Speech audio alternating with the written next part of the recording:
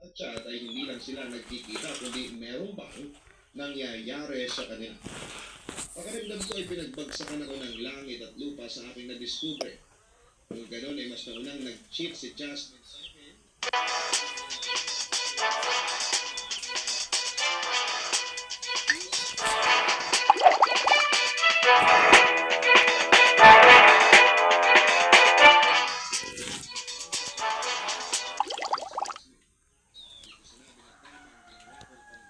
Pero malinaw sa akin, mas malaki ang kamalian ni Jasmine.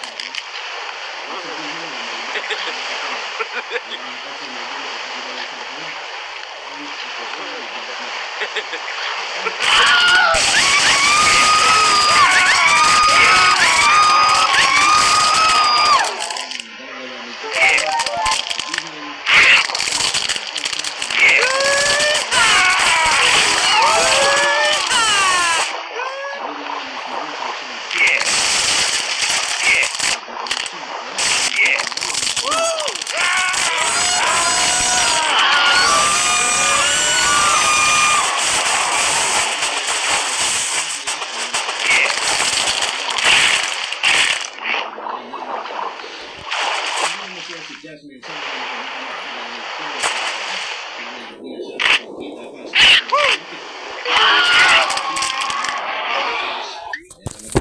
toxic na ang aming relasyon dahil sa wala na siyang tiwala sa akin.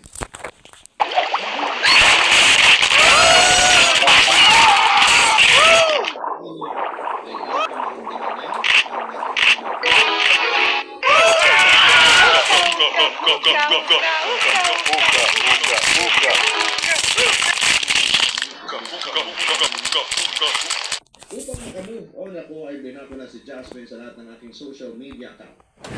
Alam ko kasi na hindi ko mapipigilang i-check ang social media niya para alamin kung ano nang nangyayari sa kanang din ako. Kapag nalaman salit sa akin. Ngayon naman ay nakamove on na ako kay Jasmine. Hindi na ako nakarinig pa ng balita sa kanya after naming mag-break.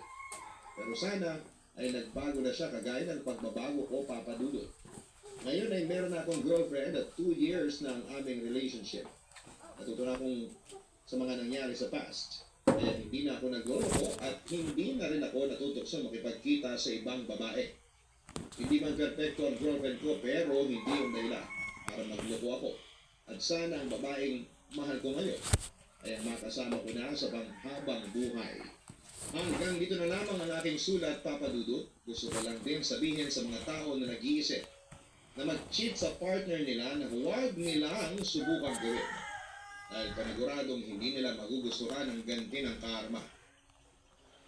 Lubos na gumagalang, Gabriel.